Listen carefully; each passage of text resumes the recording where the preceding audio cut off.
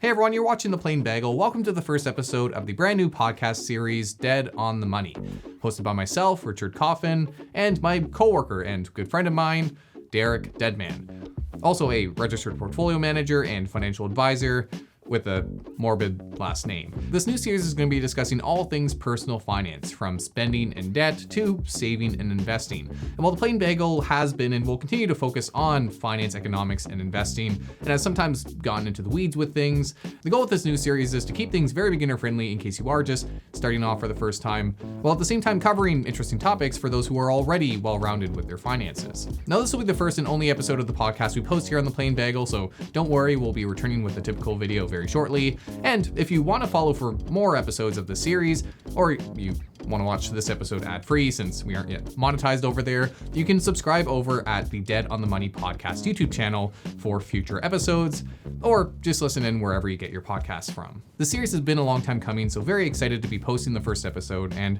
very happy to hear any feedback in the comments down below. But without further ado, here's Dead on the Money.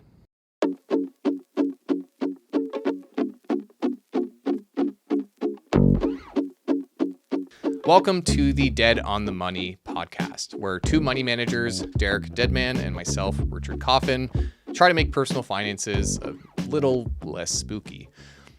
Generally speaking, people suck with money. That might sound like a flippant statement, but there's actually a lot of evidence to support it.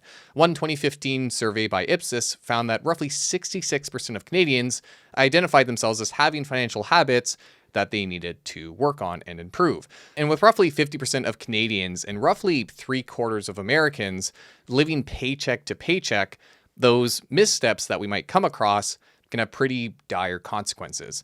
So why do people find money such a hard thing to manage? Well, in today's episode, the very first episode of the podcast, we'll dive into some of the habitual, the behavioral, and the cognitive reasons, as well as some more systemic issues that could be playing a role with why people suck with money. But first, an introduction. This is our first podcast episode of this new series. If you aren't familiar, my name is Richard Coffin. I host a YouTube channel on finance called The Plain Bagel.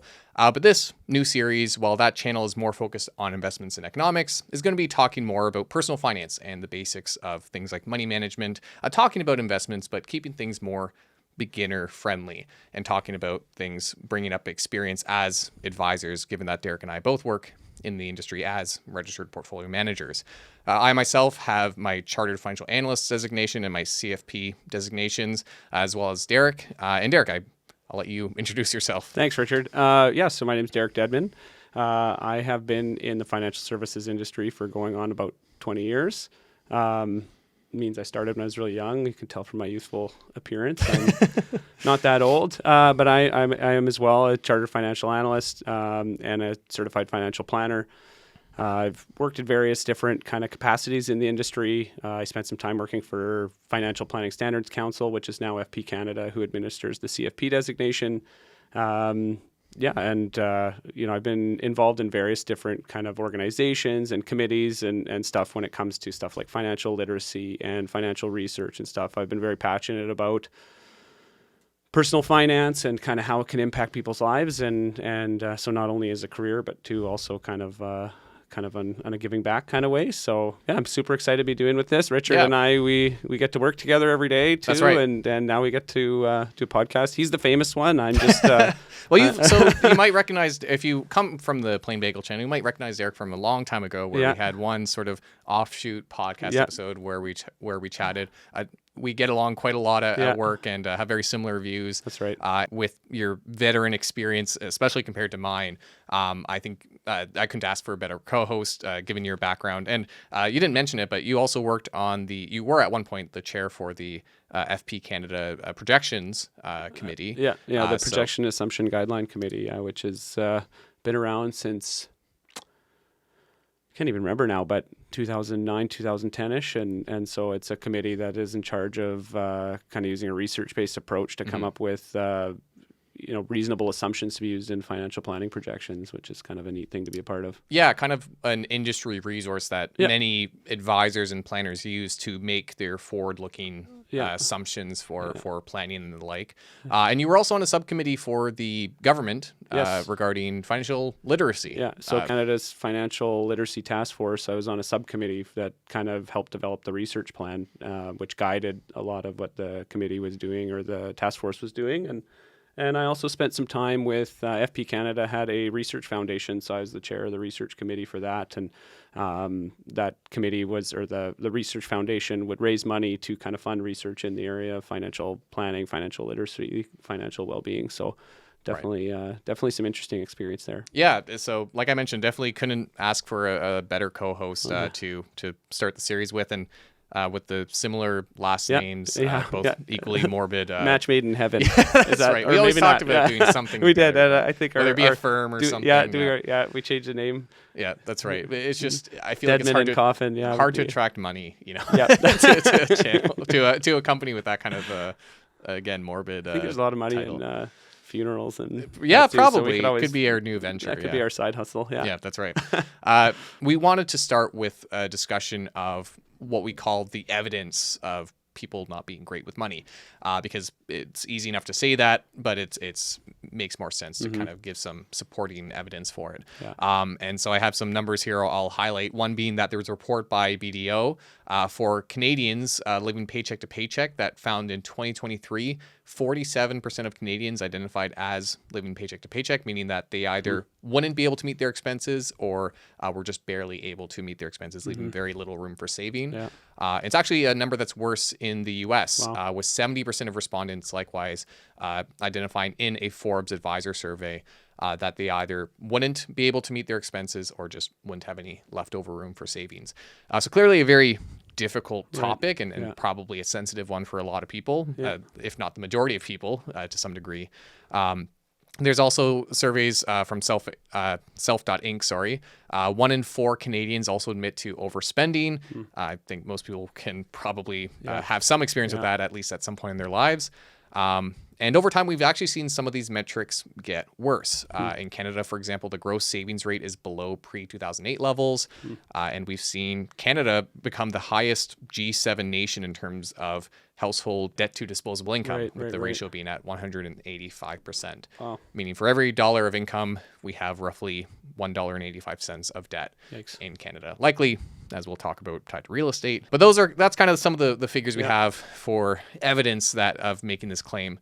But to talk about the reasons why we get to this point, why we've had this sort of bad track record in many degrees in Canada and both the US, I think it's important to acknowledge, and we've talked plenty about how it's not as flippant as people are terrible with money and just don't care to get better with money. That could play a role, and we'll talk about that.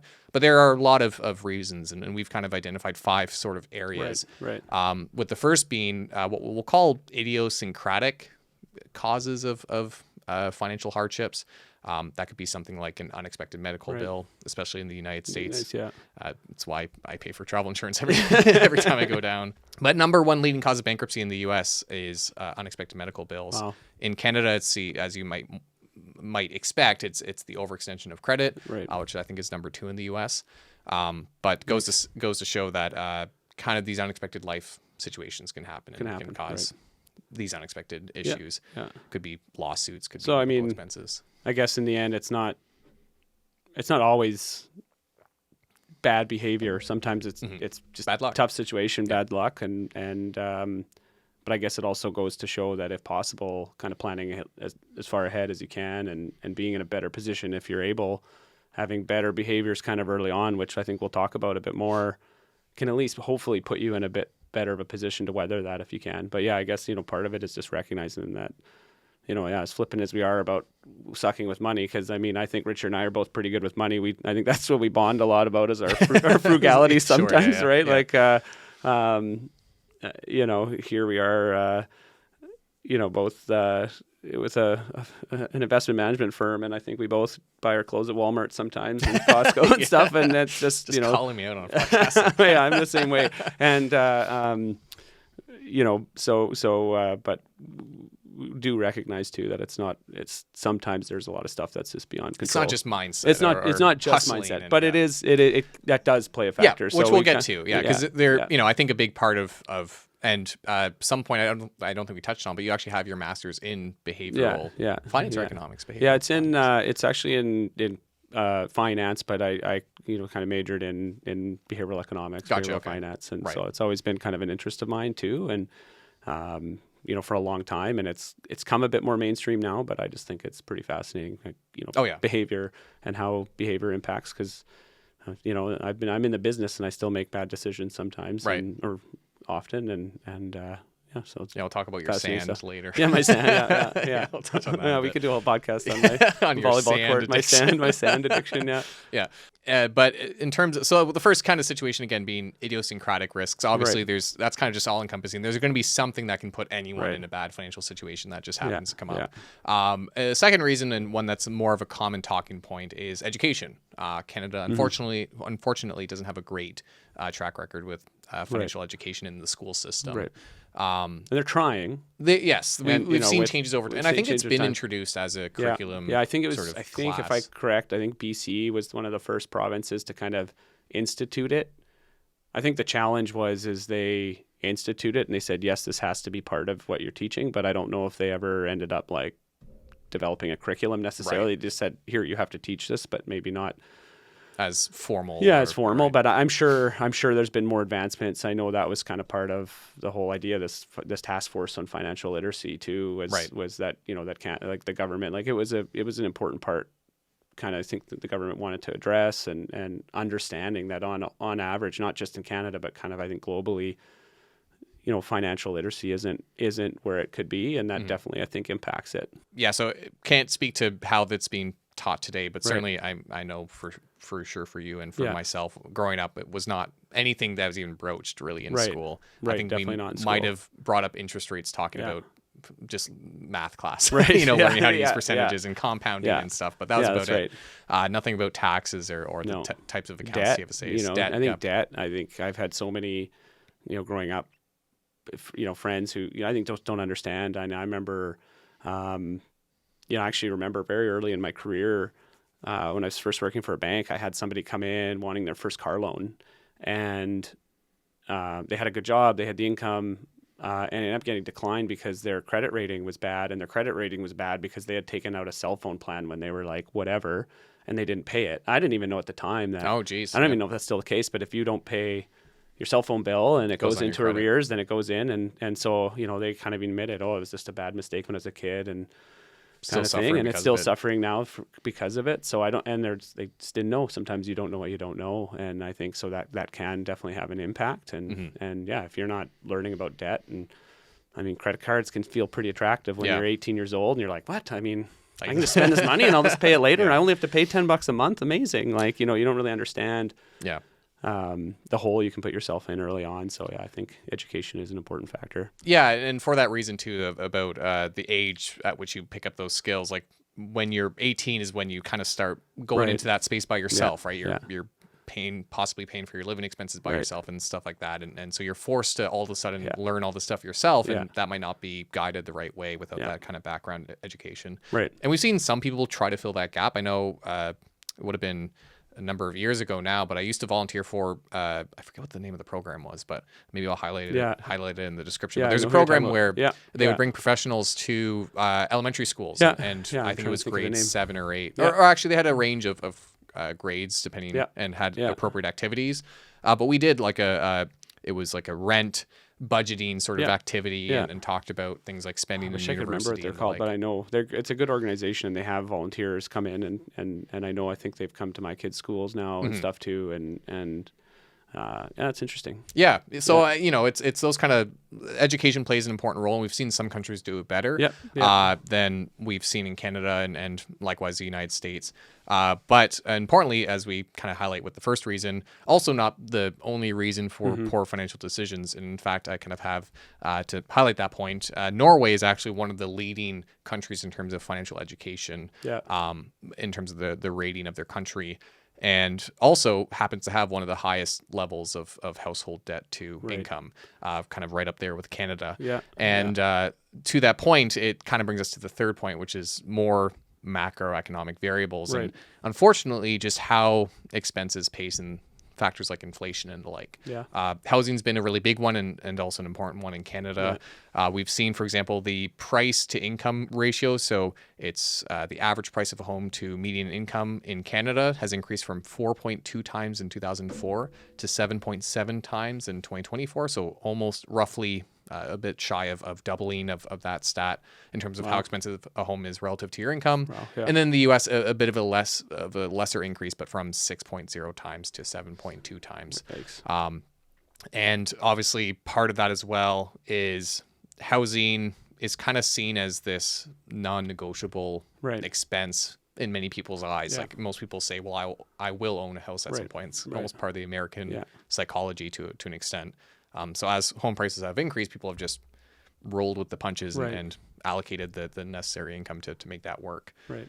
which has caused problems. Also, don't need to tell the audience about inflation and the likes at this point probably, but that plays a role as well when you don't see your income adjust to inflation, especially in years like we had with 2023, where inflation is high at this sort of almost double digit level in Canada and the US. And I mean, I even think when they, with the CPI measures and all that stuff, like I don't even know if it always captures it, because if you look at the real necessities and stuff like groceries, like I feel like that stuff's gone up even more than the numbers show. And inflation, it's coming back down and all this stuff. But I mean, you go get groceries now. Like, I mean, I feel very blessed and fortunate that it's, we can make it work. But that we're at a point, and I'm sure you feel the same way. But like, I still go and stop in at the grocery store on the way home to grab a couple necessities. You have a basket of groceries and it's like $180, and you're just I mean, what, like it's crazy. It's almost absurd with how expensive it can be. So you can see those kind of factors. And there's a lot of play. contention over how the figures are calculated and, Yeah, and the like. yeah. And it is worth highlighting too. It's also geographic to an extent, or Yeah, regional. yeah, it's Some true. places don't feel it as hard as others, Yeah.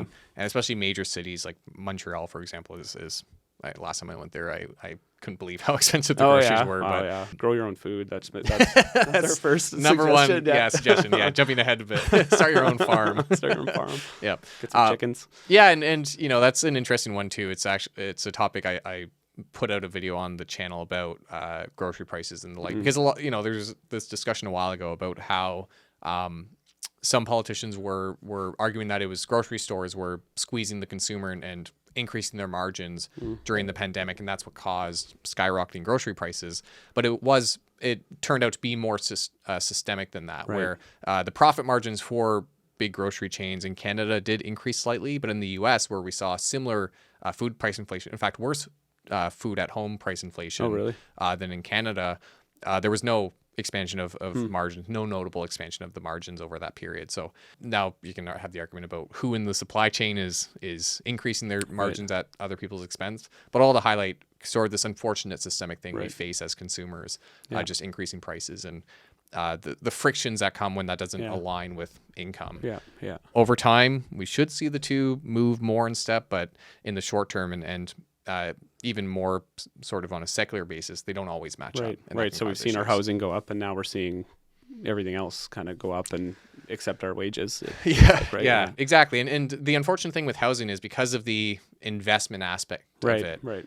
It's not just sort of this cost-based inflation that we see with housing. It's this side of it where you also have investment demand, and that tends to cause this asset price inflation, which unfortunately is tough to combat until you make housing an unattractive investment, which I don't think we're going to see any politician coming forward to try and push do that, because I think a lot of net worth is tied up in housing. So it's kind of a double-edged sword now, I think, at least here.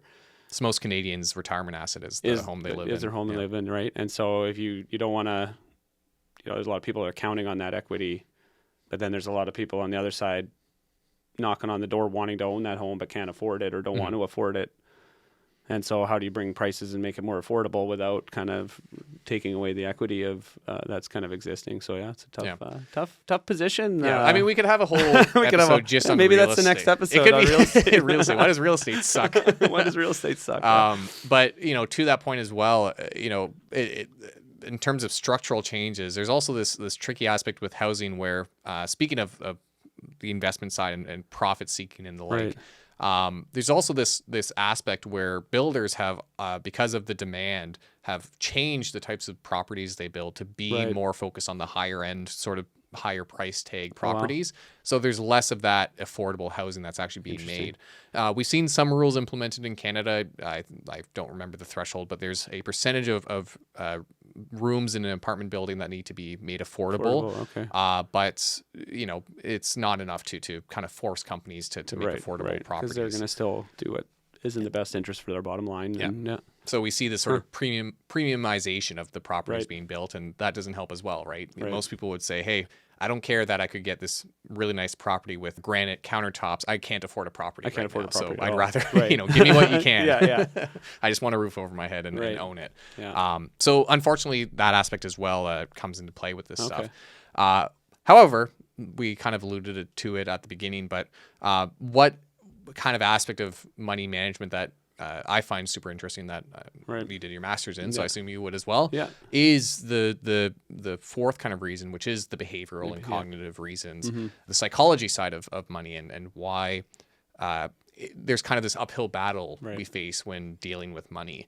And I know there's often this comparison that's been made, and I think it was Daniel Kahneman who coined this, but the idea of econs versus humans, like this idea that when we talk about finance and economics, we often assume that the individuals involved are rational, objective decision makers, when in reality that's far from the case. Any kind of economic modeling in the past and kind of traditional economics just assumes we're all kind of formulaic, rational beings that always act purely in our own best interest and have no biases, no kind of issues, when in reality, and that's what behavioral economics kind of posits, is that no, like, you're really dealing with humans, who have emotions and don't always do what's in their best interest. And I mean, I kind of think of behavioral economics and that kind of thing. It's just kind of studying how we make mental shortcuts in a way. And then, I think the idea is we're faced with so many decisions on a daily basis,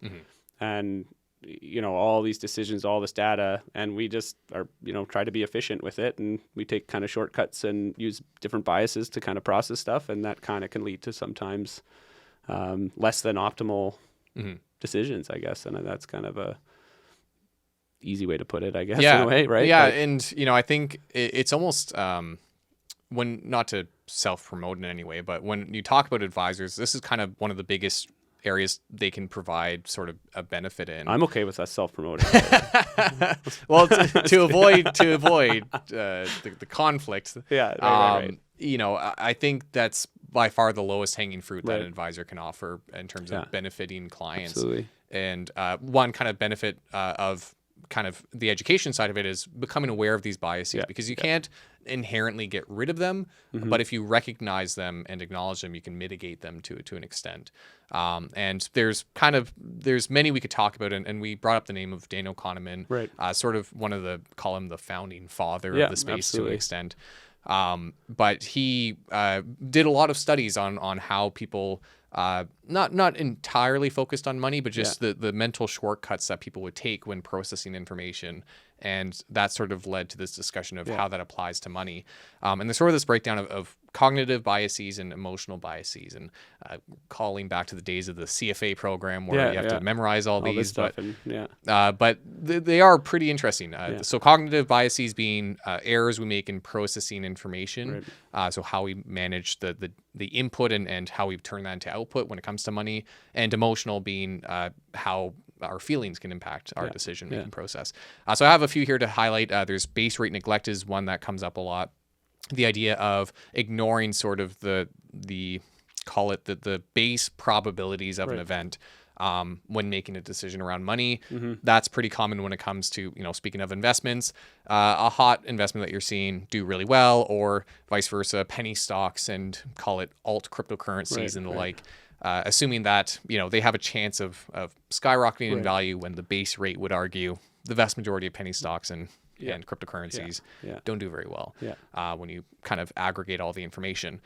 Things like confirmation bias, pretty well known one, but seeking out information that reaffirms your previously held beliefs around something rather than seeking out opposing and perhaps more truthful. Right. Basically ignoring anything that counteracts or the echo contradicts what you chamber, believe, and all just that your stuff, yeah. exactly. And then the third one I have here on cognitive is mental accounting, Right. Which I find pretty interesting. We can talk about how people can use that to their benefit. Yeah. But that can be things like, even though money itself is fungible, meaning that a dollar bill that you earn is the exact same as a Right. dollar bill that you won in some way or found on the street. We often treat them differently based on the source of the income. You should optimize that. Yeah, exactly. But who amongst us would not go and use that $2,000 they found on the street and Right. have a great day? It's free money, Weekend. right? Like yeah, that's- exactly. Yeah. Whereas if it was gift, whatever. I mean, and I even think with that too, like kind of investment decisions can be sometimes, clouded by that. Sometimes, maybe you own stock in a company you worked for or something like that. You might be more tied to that too, even though you should sell it maybe or whatever, you might not. So it's pretty interesting. And that's something we come across a lot actually is this theoretically when it comes to portfolio management, the idea of diversification would argue that because you have a lot of human capital, so your earning salary tied up in the company you work for, you should look to diversify the risk of that company going under by diversifying your financial assets. And it's not to say that's a bad program to be involved with. A lot of companies for sure. give a benefit to signing up with a stock Or maybe option program. maybe you're stock, or maybe it's kind of gifted or whatever, like granted through Yeah, options exactly. or whatever, And and that's that part of your can be profitable. compensation. That's great. Yeah. However, there is a point where it can become too intensive or concentrated. And you have, again, both, not just financially, a lot of people have their assets really concentrated around this one company, but when you, again, consider the human capital side, which a lot of people don't, Yeah, that's right. there's a lot of concentration A there. lot of risk there, So those are some cognitive biases. There's also the emotional biases, things like self-control bias, a little self-explanatory, but having the difficulty of pursuing long-term objectives and instead seeking out short-term gratification. I forget what that study is, but it was a marshmallow or candy study for with children. the kids. Yeah, I think it was. I think it was marshmallow originally. I think they've redone it with Oreos candy. potentially. Yeah. Right. Yeah.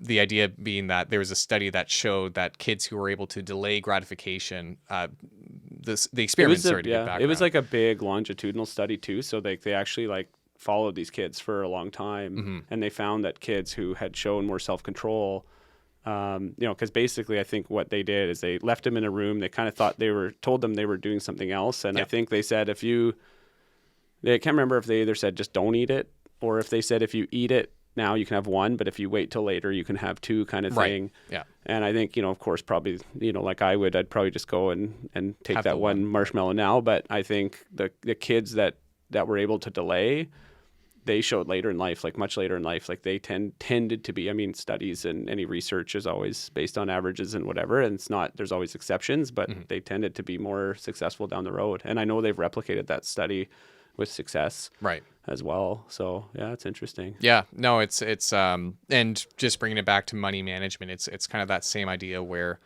people who might struggle with self-control bias are retirement's probably the biggest one, but you just don't put aside money or you don't think about it until it unfortunately becomes a bit too late or much harder.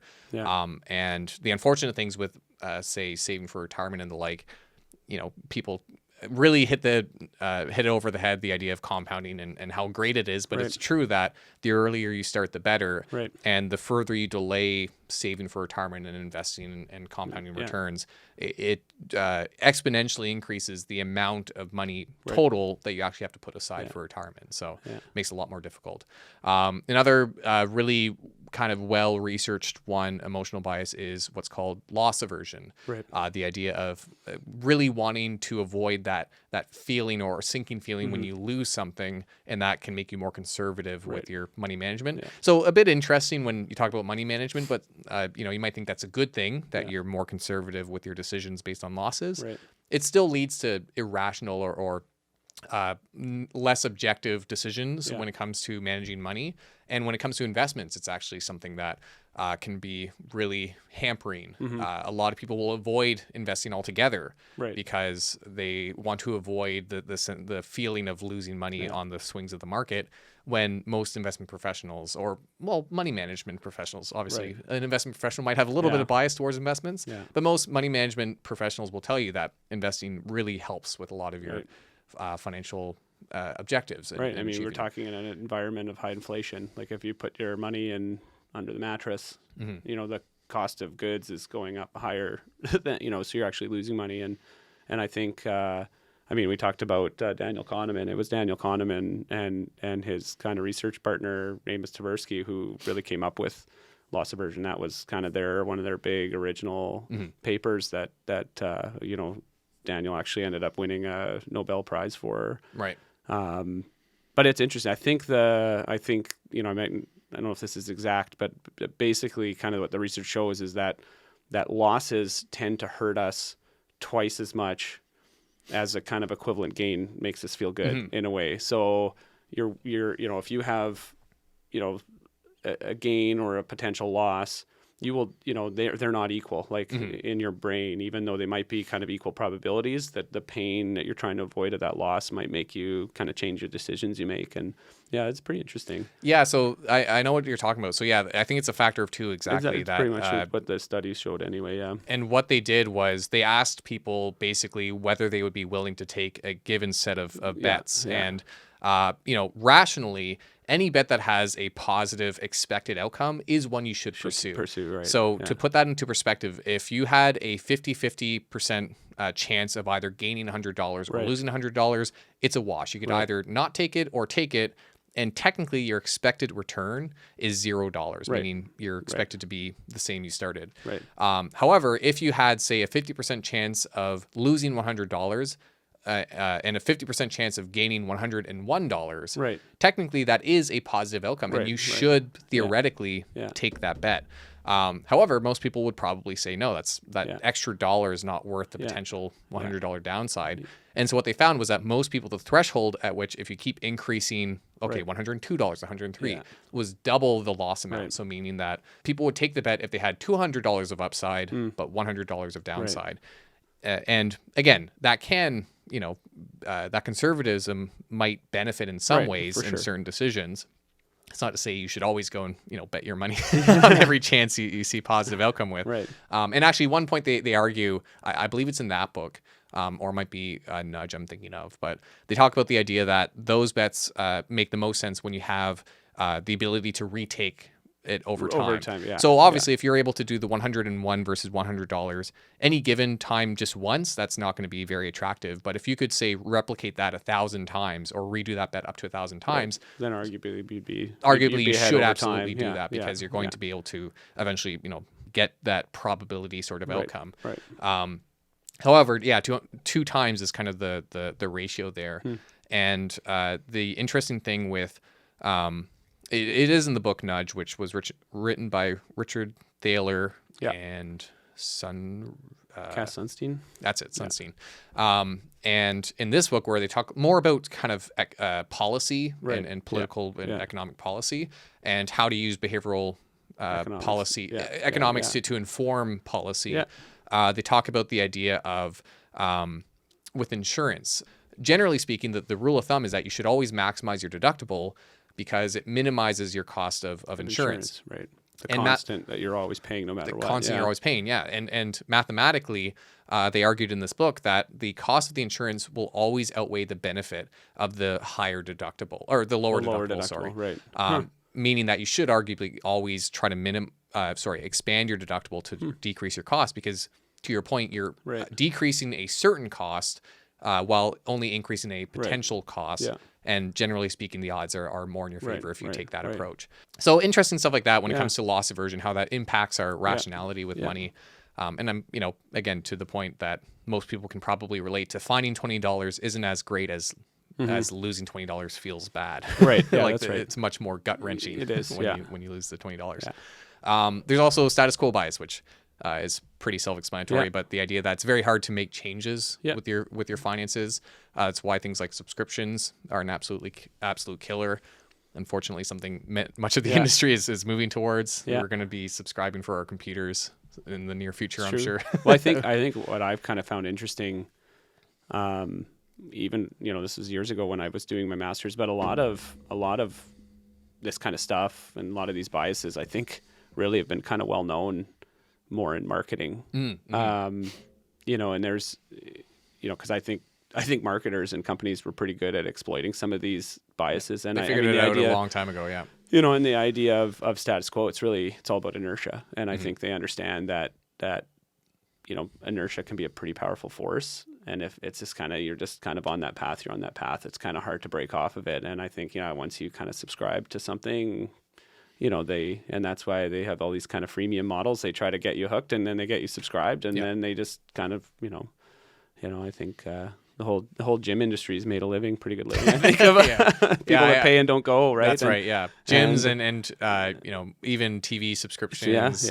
pretty much everything these days. And, to that point as well, and what they talk about in the book Nudge specifically is, and I'm sure we're all familiar, the idea that canceling a subscription is made so much more difficult than adding a subscription. And that's by design. It is. Right? Because, you again, just click a button to subscribe, but you might have to send an email or might have to do this or fill this form to cancel. Yeah. And to call out a service, I actually like Bloomberg and the like for news subscriptions, but the amount of pages you have to flip through just to cancel your subscription, because I'm a chronic subscribe and unsubscriber. I see an article I want to read and I subscribe and use it for that month, and then I quickly unsubscribe. And I'll talk about kind of strategies there, because I think I'm pretty on top of subscriptions. That's one area I've been very cognizant on tackling. I used to do those credit cards, like travel credit cards, because I was used to travel a lot more for work, so I was in the airport, and they'd always have the kiosks with it, and you'd go in, you'd usually get a premium travel card. Right. You'd get like bonus Aeroplan miles or air miles, whatever it was, or points. They would waive the first year fee, so I would just sign up, and I would use it for the year. I would get the points, and then I would cancel it. So I had a new.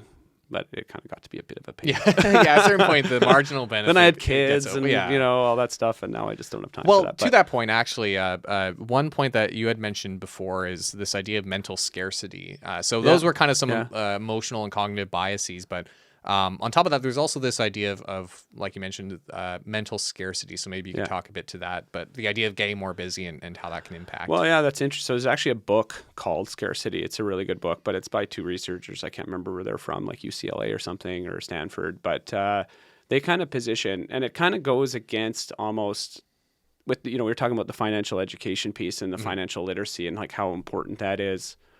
But their kind of view is that a lot of times that these bad decisions that we make, or bad decisions that we bad financial decisions, aren't necessarily because we don't know better. And their kind of argument is that we really only have like so much bandwidth. And we get it. We all feel it, right? Like I know after a busy day at work, or if I'm thinking about a big meeting tomorrow or this or that, like I can't really deal with anything else right now. Right. And it's kind of the same with financial decisions. And they're even kind of saying more, especially, with people that are maybe facing financial hardship, the idea to use like a payday loan or something, like go to money. It's not that they don't know that's not good for them long term, but it's, whatever, they're facing this, or they're just trying to survive to the next day.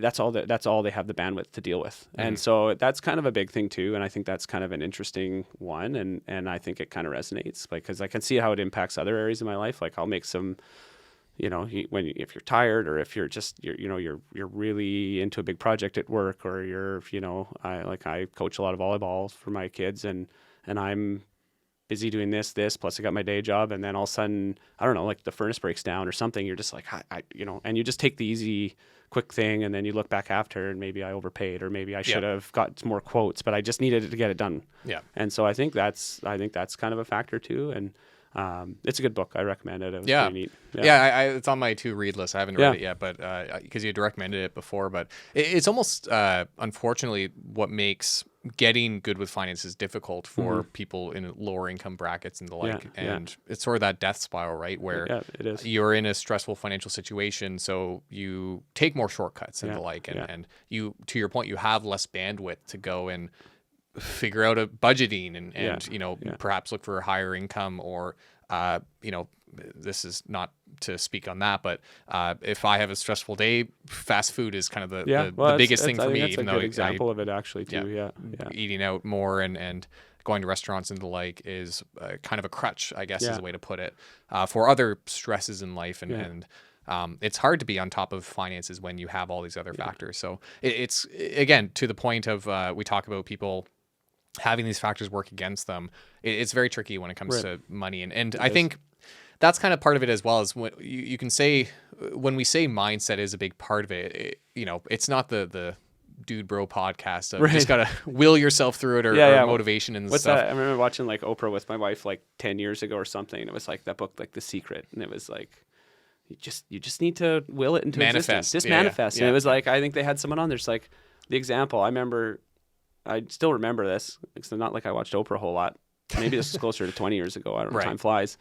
But the lady's on. Oh, you're driving into a mall and you want to park. You just feel it, and that parking lot would be there for me. And it's just like, that's kind of crazy. So it's not that simple, and we're not trying to say it's that simple. Like there's so many factors, but that doesn't mean you can't take small steps. Yeah, and you can't be aware of kind of the issues and the biases and kind of the things you're doing. And really, and we'll talk later kind of, I think, about, how to suck less. I think we're all going to suck at something, and we're all going to, even when it comes to fitness and eating right, nobody's awesome 100% of the time. But it's just trying to be a little bit better. Same way I coach, like I said, I coach club volleyball, and we don't expect our athletes to come out and be a completely different athlete after one practice or one practice. And we're just asking them. It's like talking to them about being 1% better every day. And I think approaching finances can be that way too. Mm-hmm. And I was telling you before we started, I was reading an article too, even about kind of, I was, getting ready for the podcast, and I'd read an article earlier about how we view finances, or like a lot of people suck at money just purely because they think they suck at money. And they so they avoid it. They're like, I don't know. I just don't know. It's complex. It's rocket science to me. So I'm just bad at money. I just accept it. I'm always going to be bad at money. Right.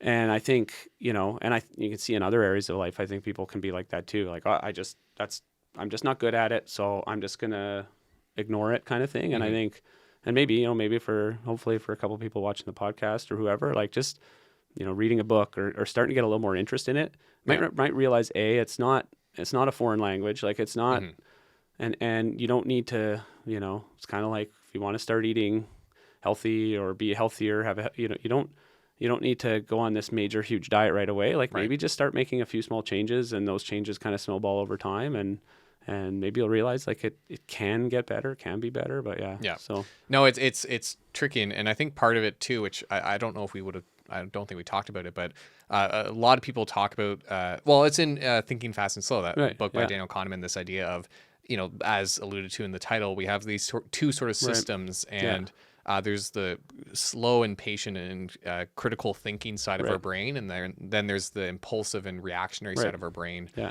And when we talk about behavioral biases, it's usually that second part of our brain that we're dealing with, the gut instinct around money. Right. And the tricky thing with dealing with money is our brains aren't really evolved to deal with money, and that's what's so tricky about it. Yeah. Is you think about evolution and how long it's taken for simple features to evolve over time. Right. Meanwhile, the introduction of money has been only thousands of years in the making, which is not nearly enough time for our cognitive abilities to adjust for that. So even kind of at that evolutionary level, there's this uphill battle we face with it. Right. So again, it's to acknowledge that these are real factors that influence. However, it's to also say that when you recognize what those limitations are, and some people call it the reptile brain, but this sort of caveman gut reaction to whether it be throwing money into a risky stock or spending all your money on at a store on stuff you like. Yeah.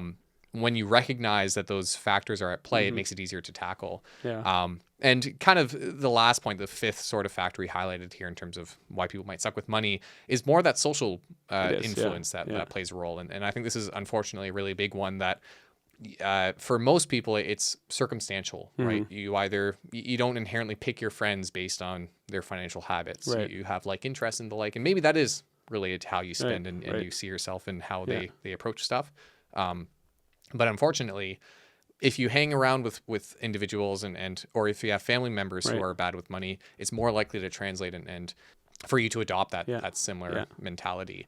And you've kind of talked about before a lot about this idea of financial therapy, even, and how some people have started using that, whether it be couples and the like, for their relationship. Maybe you could speak to that a bit. Yeah. So I think I'm assuming it's kind of grown even since, but when I was doing my master's, it was kind of an emerging field, and really what it was, and I think it was kind of originated at Kansas State University, this kind of new emerging field of financial therapy, and that the idea, and what it was actually a lot of, psychologists, like, PhDs in psychology and therapists and psychotherapists kind of realizing that, when it comes to money, and financial behavior, a lot of it is just like other behaviors that you kind of are maybe learned or come, from your parents or socialized. And so that really, again, it's not, okay, you don't just need to tell somebody not to do this, and you kind of have to get to why do you do this? Why do you feel the need? And it could be, I think, when it comes to like learned kind of financial behaviors, it could be kind of two ways. And I think, sometimes, so maybe you grew up and your parents didn't really tell you or talk to you about money, but you knew that money was always tight for them. And so you maybe felt like you always, you never had this or you never had that. And you kind of felt like you had to go without. You had friends that had this and you couldn't. So when you grow up and I have money, my parents were cheap, so I'm going to, live it. And then maybe on the other side, maybe you saw your parents struggle with money and never have enough and worrying about bills, and you're like, I'm going to be more prudent. Like who knows, right? But it's kind of an interesting thing that it's more than just, it's like, any other kind of almost trauma or learned behavior that we get from our parents. And actually kind of an interesting thing is I look back now that I'm, an old man myself and a parent, I always thought that kind of the financial education, because I've always been, I think, pretty good with money and pretty responsible with it. And it's always been, but I look back and it was for sure 100% a learned behavior from my parents. But my parents took a very active role in teaching me about money. Right. Very early on. And, not only did I learn from their good financial behaviors, my parents, my dad especially, was very active in talking to me about it from an early age. And I remember, going to the bank and getting savings accounts set up and talking about putting money away and like he would talk to me about financial decisions. And then even when I turned 18, it was like he took me, let's go get a credit card. But went through the numbers, like you get a credit card, you use it for purchases, but you never buy anything. You never buy anything on a credit card you can't pay for immediately. You're just trying to build your credit history. You're trying to get, kind of experience with it, maybe earn some points, whatever. And so I had this great thing, but in kind of my ignorance, I just assumed everybody was taught that by their parents. And it actually wasn't until I got into, becoming a financial planner, financial advisor, that I realized that I was the exception, not the rule. Right. And I think a lot of people just didn't have that education from their families. And so whether they got, maybe, even if their parents were, and I just think, especially early on, like, especially in kind of the olden days, like money was a taboo subject. Yeah. Like parents wouldn't tell their kids how much they made. They wouldn't tell them if they're doing financially well or financially difficult or whatever. Like, so you don't really know. And I was really lucky that way, I think. And so, but yeah, I saw it as soon as I started working kind of in the industry that, a lot of people, not only are they not getting that financial education, maybe they're picking up bad behaviors, maybe, so yeah, I just think it's, so then I try to be a better example. So with my kids, and I'm sure you're like that with yours or will, and as they get older, it's just something we talk about. Like it's a big part of our discussions, and yeah. Yeah, and I think we'll have an episode at some point in the future, because I know you're actually quite passionate about that topic of how to parent on topics of money and teach. If I could write a book, if I had the time to write a book, which I do want to one day, it would be on that, on kind of financial, like how to teach your kids finance, something along those lines. And I'm sure there's good resources out there too, but I just think that's because it's grassroots, right? I think better financial decisions kind of start earlier on, and I think it's something that needs to be discussed. And I think the best examples are parents. Yeah, and to the point of picking up habits from your parents or behaviors from your parents and social circle. We talk about the education side of it, but when you talk about the idea that we have behavioral biases and the like, Right. most of our, if not all of our learned behaviors come from our parents and our friends. So it makes sense that that's an important group to focus on when talking about financial literacy. And the unfortunate aspect of it is not everyone's going to grow up with that kind of upbringing. No, it's not. But it kind of goes to highlight again, kind of a sad note that we're on so far, but we'll get to the positive side of it. But the kind of 5 headwinds, I guess, again, to that we've talked about, the more idiosyncratic stuff, so the one-off expenses, the bad luck, for lack of a better word, more macroeconomic, sort of trends that we see in expenses and how things have actually become a bit harder in different areas. Interest rates are also an aspect to consider there.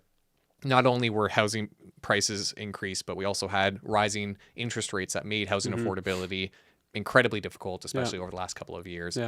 We have education is an important one in the schooling system and exposure. We have the actual behavioral and cognitive biases. And then to this last point, the social influences and socialization, how we learn these behaviors in the first place.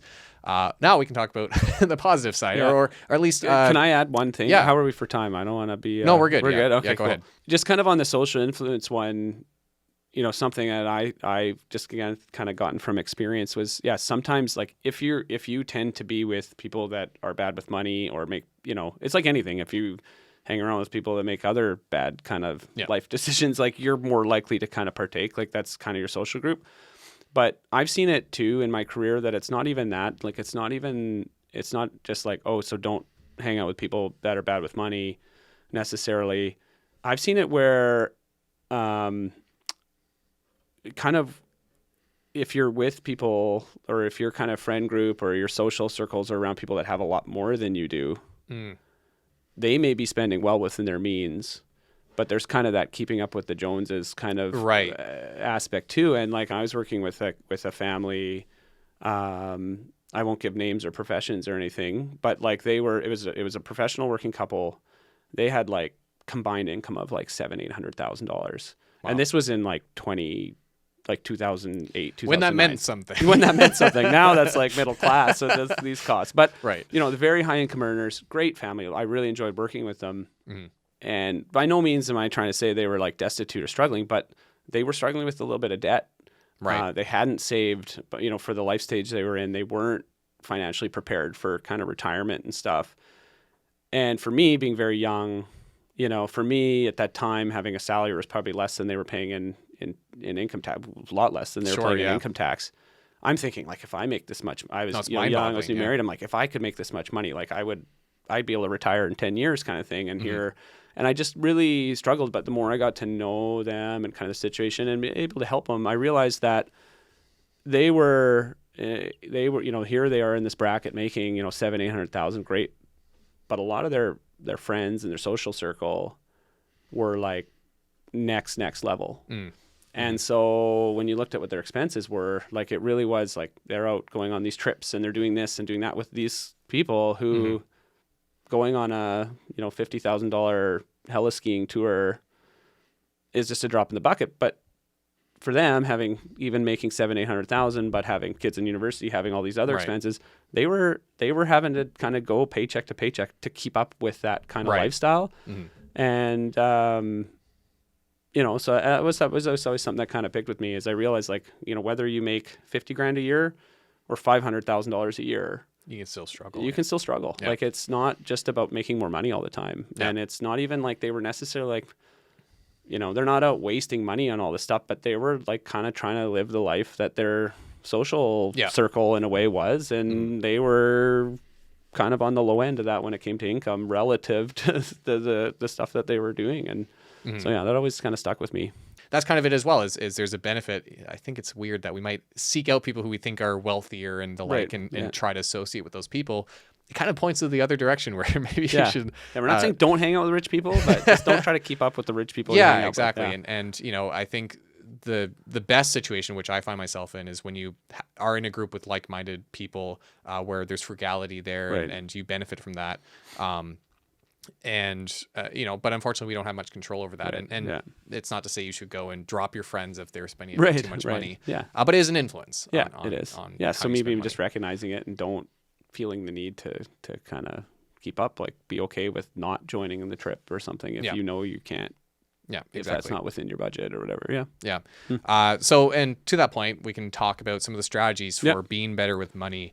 And we had kind of alluded to it earlier with the idea of people who just kind of acknowledge they're not good with money. But Right. I think, and one area I've always thought is the best starting point by far is just looking at the numbers, taking that first dive in. And it's something that a lot of people actually associate with physical pain, like that sensation I can imagine. looking at numbers after a long period of not doing so. A lot of people, to the idea of status quo bias, are more willing to put stuff off and would rather just ignore the numbers rather than, jump in and bite the bullet and take a look and see how bad things are. Yeah. Even though rationally that doesn't actually impact anything. Right. Looking at your numbers doesn't make your financial situation worse. Right. You're just becoming aware of You're it. becoming aware of it. Yeah. But that's by far probably the starting so. point. It's like knowing up front. I mean, it's kind of, I don't know if this is, this is like taboo or anything to say, but it's kind of almost like stepping on the scale, right? If you know that you want to get healthier, you kind of have to know where you are starting from. Yeah. And it's the same with the financial health is very similar. Like how, deep down, maybe I'm kind of struggling with paycheck to paycheck, or I'm doing this, or I know I'm not, it couldn't even be, maybe I'm okay there, but I know I'm not saving enough for retirement. Mm-hmm. You feel that in the back of your mind, but without actually like kind of addressing it head on and knowing exactly where I stand right now, like how do you kind of really truly move from there? So yeah, I think that makes a lot of sense. Yeah. And, education is obviously going to be a part of it as well, and doing what you can to learn about biases and the like, and so not just learning the basics, but also learning what the common pitfalls and the like that people fall into, and strategies for coping with that, which we'll talk about some of those. But I think the number one is jumping in and budgeting, quite frankly. So just to kind of speak from example, to our job, like the first thing we do with our job is look at someone's financial situations and do that legwork. Meaning that you look at their income, you look at expenses, what they're spending, you look at their assets, what they own, and their liabilities, what they owe.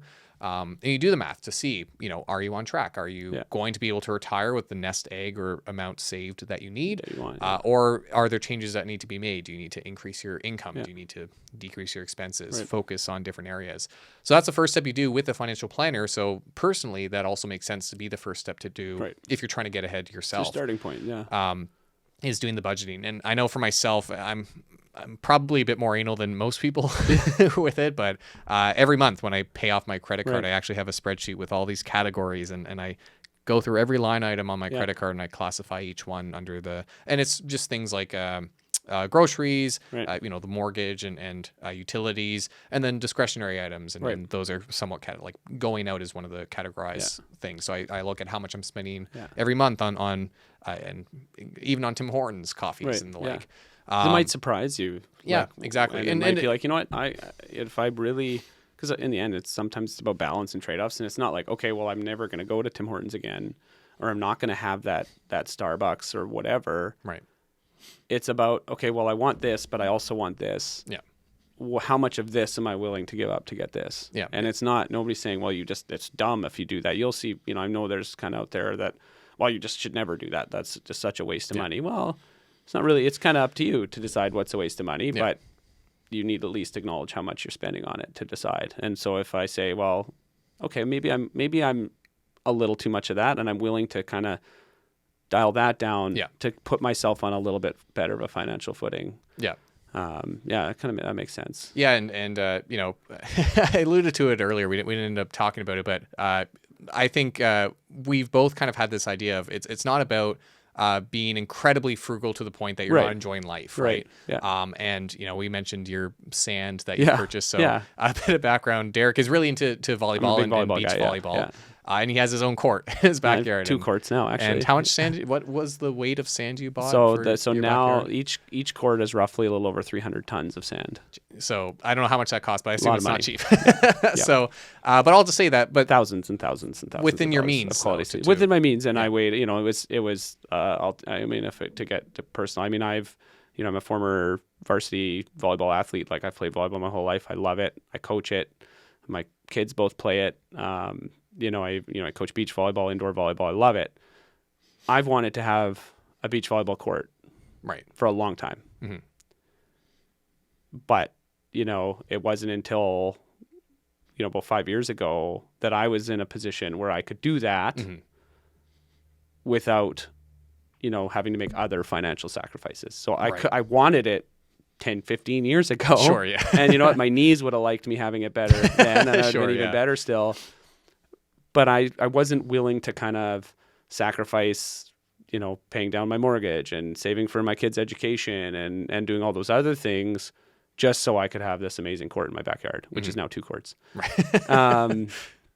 And so, yeah, I mean, that's just it. That was it. And that was kind of my decision. So yeah, but it's within my means. I didn't have to take on debt to do it. I had saved, and I was in a position where it was something I could do, and it gets used a lot. So Good. Yeah. Yeah. But all to say that, I think it's not to call names, but it's kind of like the Dave Ramsey approach of there's a lot of people who follow these strict rule of thumbs Right, because it's easy, and there's some benefit to that. And actually, what we'll talk about is some of these strategies really are just focused on making money management as easy as possible to reduce that barrier. Yeah. However, it's I think to the point of bandwidth earlier, when Right. you have some people who say you should never buy Starbucks coffee or like Right. avocado toast was Yeah. the one that came Oh, up okay. for millennials. Oh, and that's stuff, funny. as being like millennials, they just spend all their money on avocado toast. Yeah, but omega-3 fatty acids is good for your longevity of your brain health. I think it's important to acknowledge when you do that budgeting where you're Right. spending that money,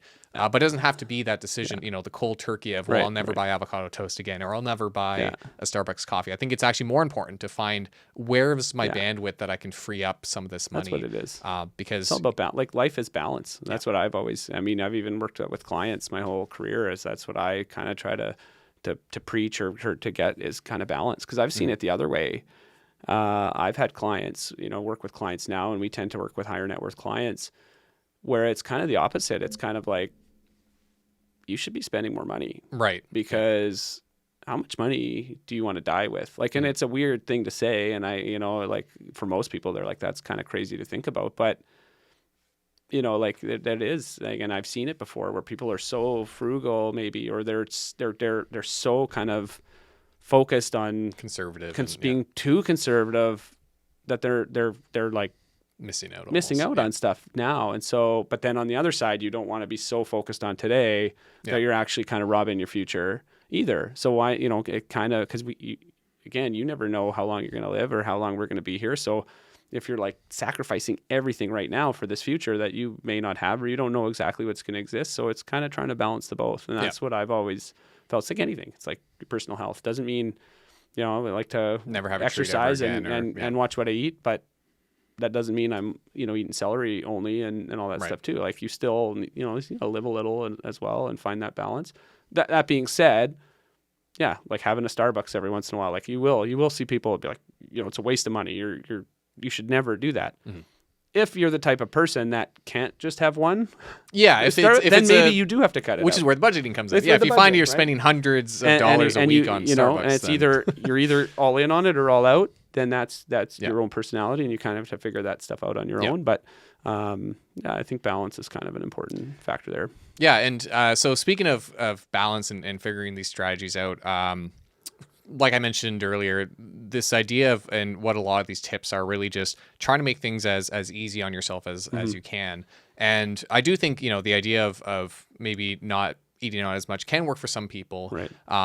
but it's just a matter. Again, it's a balancing act. It's not to say that you should feel guilty if you Right. happen to go out one day or Right. when you. Exactly. It's acknowledging the Exactly. limitations. Yeah. And one point I have here as well is the idea of focusing on habit and routine over motivation and inspiration. That's so I think absolutely a lot of people, and it can work at times, where say you're financially struggling or there's a goal you want to accomplish. So you put on some motivational speeches or the right. like, and you get really intensive for a short Right. period of time on improving your situation, but then you lose that bandwidth Right. and you wake up tired one day and you're not Yeah. able to put that Yeah. action in. And one thing I've found helpful with many things in life is the idea of focusing on habit and routine yeah.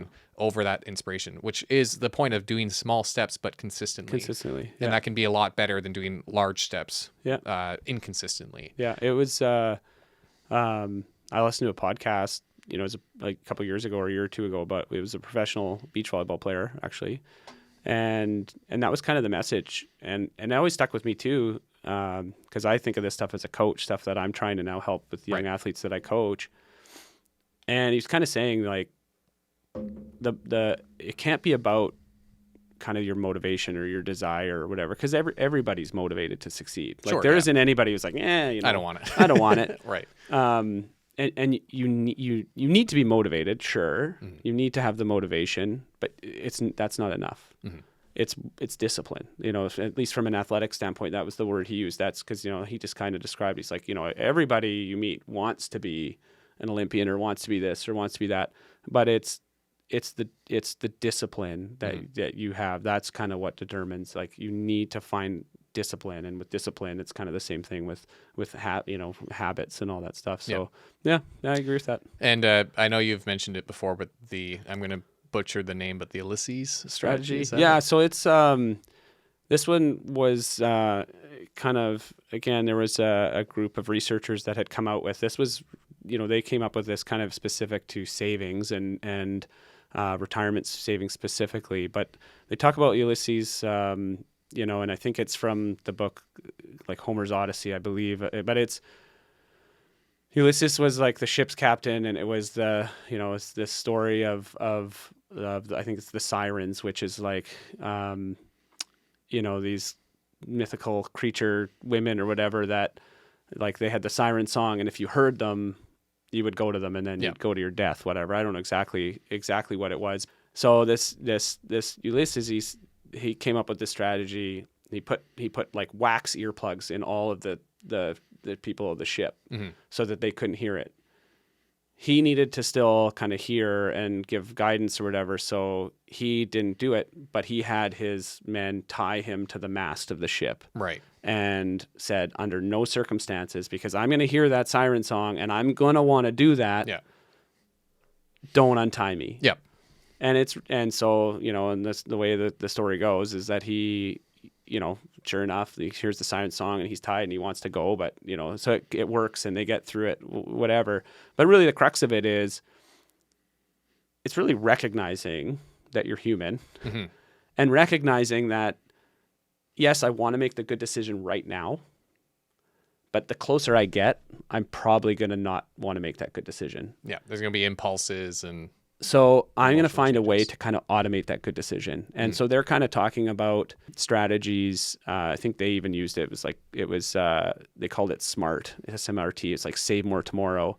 And they're kind of saying, like, they were trying to develop programs with retirement savings plans with companies, saying people should be able to just choose in advance that every time their salary goes up, their savings rate goes up automatically. So if I decide on that now, because if I say, yeah, I'm going to do that for sure, then my paycheck comes in and it's a little bit higher, and I'm like, you know what, but I need to do this first. I'll do that later. Yeah. Whereas if I'm like, nope, it's automatically set up. So it's kind of that idea of, like, you're tying yourself to the mast and you're saying, I know when it actually comes time to make that decision, I'm probably going to want to make the bad decision. Yeah. So I'm going to make the good decision now, and you're going to tie me to the mast so that I can't, it's harder for me to unwind that decision. Yeah. And actually reminds me of a study. I remember I was at a conference years ago in California, and there was a behavioral economics guy talking about a study, and it kind of showed that and really what it was is people would come in and they would do some sort of test. They didn't know really what was being tested, but they got like a prize or a gift for doing whatever the study was. Right.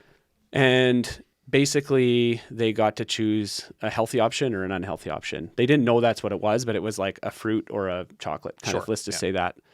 And so they did half the group where they would get to make that choice now and then get it now. But then half of the group, and I might be butchering this a little bit, but I think you'll get the gist of it, the crux of it anyway. But half of the group then instead, they got to make the choice now, but they weren't able to pick up their gift till later, or to pick up whatever they want till later. Right. And so of course, like, most of the people who are picking it now and getting it now would choose like the treat, the chocolate, or the unhealthy one. But the majority of the people, or a higher proportion of people who chose now but had to come get it later, would actually choose the healthier option. Yeah. Kind of, and the theory was, well, I know that the healthier option is better for me, and I don't have the temptation of it like being in my In mouth front of me, right yeah. now and in Yeah. front of me. So I'm going to make so we tend to make, and that their kind of theory, and I think it's true, and I think we've probably all experienced, if the actual like outcome isn't until later, I'm going to probably make the good decision now. It's like, Yeah. I'm going to work out tomorrow, or I'm going to do this. Yeah. Like it's easier.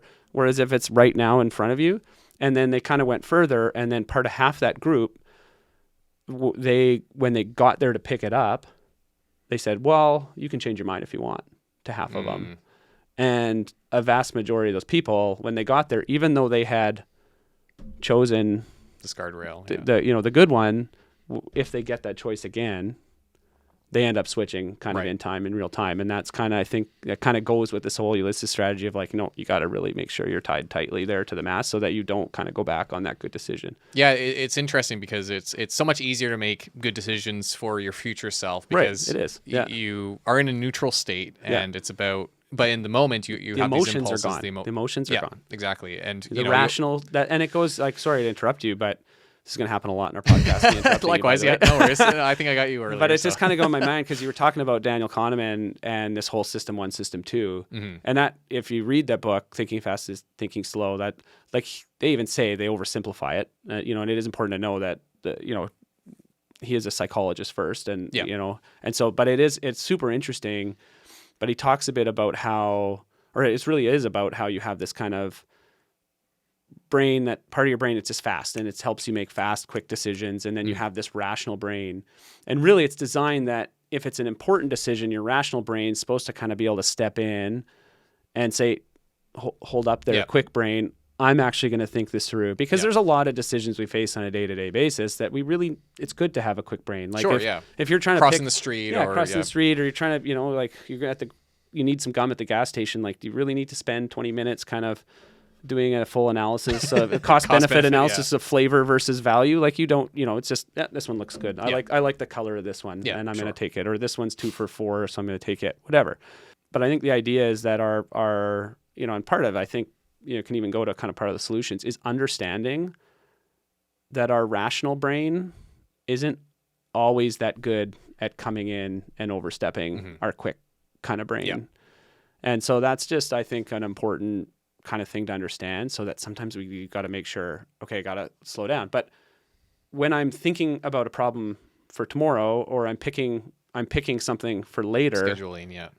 It's not my quick satisfy me now brain. Yeah. It is my rational brain. Yeah. But then when you arrive at tomorrow, or you arrive at that later date, and I'd already made a rational decision, well, now all of a sudden my quick brain is like, but the chocolate's going to taste a lot better than that impulse, orange, that's right? So yeah, and that's where it's a commonly shared tip. But so one of the points here is paying yourself first is a really well-known one that works quite well, and that's just simply being the idea that when you get your paycheck, putting aside your savings, and that takes the exercise of going through and figuring out what reasonable amount you can put aside. Right. You don't want to put aside too much and find you are actually in a financially difficult situation by the end of the month. But figuring out your budgeting to say, okay, well, I know I can put aside, let's say, 1/3 of my income right away. So I'm going to park that away in a savings account. Yeah. Even adding some layer of separation where it's a bit harder to access than it might be otherwise. Like a TFSA in like Canada a TFSA, here. yeah, exactly. And it kind of goes to the mental accounting too, because once you separate, like mental accounting can be a bias, but it can be, I don't know, we talk about it. It can be to your advantage. Like if you mentally are like, okay, this is over here in savings, it's going to be emotionally harder for you to go dip in that savings. Yeah, there's an emergency or whatever, you're going to need to go in, but you're less likely to be like, oh yeah, but I really want those jeans, or I really want another couple tons of sand in my backyard. I'm going to take from my retirement savings because it's earmarked for that. Yeah. So we actually, in my household, we have like 7 bank accounts, I think, all within the same company that are all designated and labeled. So again, I'm a bit anal on some of these things, but we have our rainy day fund. We have what we call our reno fund, which is the money we put aside specifically for home renovations, which is probably my biggest expense category. Interesting. But we have things of this sort of category where the reason we do that and have this approach is because that mental accounting makes it a lot easier to focus on these different areas to make sure we aren't overspending. That reminds me, actually, I wish I should have brought this up, but there was an interesting study. There's a professor at U of T, actually, his name's Dilip Soman, I think, and he's got some really cool research, and he's big into behavioral economics. But he had done a study, and I think it was maybe in like India or something where like cash savings is more common than digital. Right, okay. And this was years ago, so it might be different now. But they actually used kind of the idea of different buckets, but they were using like envelopes. I see. Okay, interesting. And so I think that kind of the crux of the study was though that the more you're able to kind of separate those things and make them really truly tied to the other things, the more you'll even mental account and protect it. And I think the example they were using is they would actually they found that if you put, like, say I'm saving for my kid's education, like on that envelope, you're actually physically putting the cash in, they'd have pictures of the kids. Oh, no kidding. So that way, if something else happened, you'd be a lot less likely you're not going to go take from that because you feel like you're taking it from almost that counteracts person. the impulse a little bit. It does, right? Because I think what it was, and I kind of remember this again, I had just heard him speak this at a conference like years and years ago. But I think part of it is that's also a way to counteract that, like that quick system one of just being like, I need the money now. And it's like you get there and then your good kind of rational brain is like, you're stealing from your kids. Like, and so that's a way to kind of do that. And so I think there's ways that we can in our behavior and in our actions. And I think that's part of also just developing habits too. Yeah. Because if you have a habit, you're using that system one, that quick system one, but you've done it in a way that's habitually good. Yeah, exactly. We're using it to your advantage. Yeah, you're using it to your advantage. So we're kind of running short on time, but the last one I wanted to highlight here is just the idea of leaning on technology when available. And to the points we've always talked about, clearly there's some benefit to having these guardrails in place. And I think the more you can lean on different habits and strategies, but also the new technologies that exist. There are plenty of systems out there that, again, when it comes to pay yourself first, you can have automatic withdrawals for different investment accounts. You can have credit card limits and the like, which some people find helpful. Unfortunately, most credit card companies will call you and say, we can increase your limit. Most of the time, people could benefit mentally from... They just increase it anyway. Like. That's right, or just say, hey, we've increased $10,000 or whatever. So those are all beneficial. And there's a lot of fintech solutions that are specifically designed for helping people take advantage of their budgeting and the like. Even different banks here. I don't know if it's like in the US, but a lot of our banks here now have these like finance trackers. Yeah. So they just automatically classify your spending from your debit and your linked credit cards and stuff. And I like going through the line items on my credit card, but for some people, like there's a good enough system out there where your company will classify them for you. So at the end of the month, you can see what you're spending and figure things out. Do you reconcile your credit card statement too? Do you keep all your receipts and reconcile your credit card statement? Most of them, yeah. Yes. So I always, every now and then I'll, because my wife and I share a credit card. We're on the same account, and every now and then I'll be like, hey, what's so and so, and I always feel bad because I don't want to, like, I don't care, like I'm not trying to be nitpicky or nosy, but it's just like I want to make sure someone hasn't hacked my credit card. That's the same. We keep all our receipts and we track all of our, and it's even less about tracking spending or like same thing. My wife and I share a card. It's not about. It'd be more her tracking my spending on volleyball shoes too. And that's for another episode. I'll bring some of my shoe collection. We could shoot an episode at Dead Man's Beach. We could do that too. True, at the volleyball court. But I think using technology too to your advantage is super important. I think if there's one thing to do, it's just to think about it too, and then start small. It's kind of, I always go back to kind of dieting because I do feel like financial health and kind of physical health are very parallel. Yeah. Don't try to start with some massive, huge change because it might work for a bit, but then you're like, is it sustainable? Like, I think if you feel like you need to change, like for one, like Richard said, just maybe start with a budget. Start with just seeing where you're at and then make some small changes.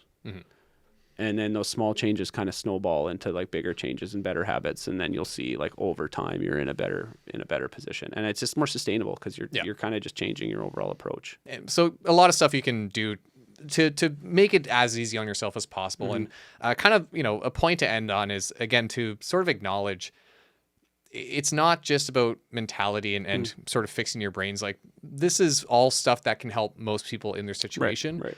It can't work miracles. Right. And, it's also acknowledging, and I think kind of a frustration some people have with podcasts, not like this one, but not like so many podcasts is, we're not a preachy podcast. That's right. We're here to help. I think some frustration is that there are situations where some people are just in a bad, unfortunate circumstance. We talked about health expenses in the U.S., for example. So there's no quick solution for making housing affordable and things like that. Yeah. There are things that can help the day-to-day and the habitual stuff. Right. But at the end of the day, it's to acknowledge that there are headwinds that we face and things that can work against us. And Just like anything, you do your best. that's right. Yeah, it's doing your best and also trying to account for that as well. Yeah. When it comes to real estate, for example, there's that rule of thumb that you should keep your expenses for housing under a third of your income. These days, that's a bit less feasible than it used to be, right? Yeah. It used to be this sort of grand rule. And I think back in the day, it used to be 25%. Right. And then it just slowly crept up higher. Right. And it's acknowledging that might not work for all people, but doing what you can within that circumstance, within that limitation. Talking about health in the U.S., for example, part of that is acknowledging there's this big risk you face with health expenses, and health insurance is something you need to look into to make sure that you have that coverage and doing what you can again today to protect against those risks. And I think that's right. As advisors, like we always consider that as well. Like it's not just about investments and saving money. There's an insurance side to it. There's a tax side. There's all these other factors to consider that play a role with your money. But hopefully some tips and some insight on behavioral biases, things that can influence how you manage your money and how you do with your financial circumstance. And hopefully it helps a couple people. Hopefully. Nothing else. You learned something or... That's right. Or we just talked for an hour and a half. for an hour. Which is fine. That works too. But thank you for joining us for the first episode of Dead on the Money. Hoping to put out a few of these at least, and we'll see how it does from there. But bit of a new series, and we'll see how you guys like it. But do let us know. We'll be posting this on YouTube as well as wherever you get your podcast. So you can leave your comments and let us know your thoughts, your feedback. Positive thoughts only. He's got thick skin. I'm a really sensitive guy. Okay, so. Everyone be nice to Derek. But otherwise, you can tell us what you think. But if you have thoughts or questions or ideas that you want us to cover in future shows, like we'd love to get that feedback. And But otherwise, thank you again for joining. We're the People's Pod. That's right. That should be our name. The People's Pod on money. Anyway, thanks Derek for joining me, and we'll see you guys in the next one. Thanks for joining.